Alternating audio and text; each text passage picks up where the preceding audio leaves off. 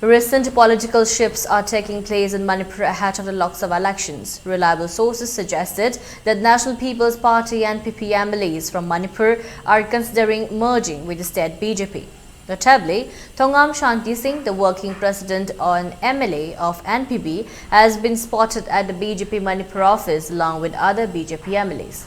Earlier this month, the National People's Party, led by Meghalaya Chief Minister Conrad K. Sangma, announced that it would support the Lok Sabha candidate of the Nationalist Democratic Progressive Party (NDPP) in Nagaland and the Naga People's Front NPF nominee in Manipur.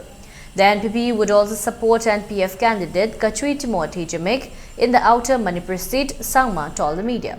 His party, he added, would support BJP nominees in 2 Lok Sabha seats in Arunachal Pradesh, Union Minister Kiran Rijiju, Arunachal West, and Tapir Gao, Arunachal East.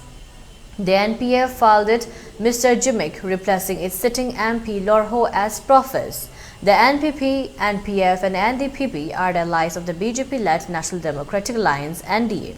Sangma said the NDA partners are supporting its other candidate in different northeastern states. The BJP had earlier announced support to the candidates of the NPP in the 2 parliamentary seats in Meghalaya, the NPF nominee in the outer Manipur Lok Sabha seat and the NDPP contender in Nagaland's Lond Lok Sabha seat.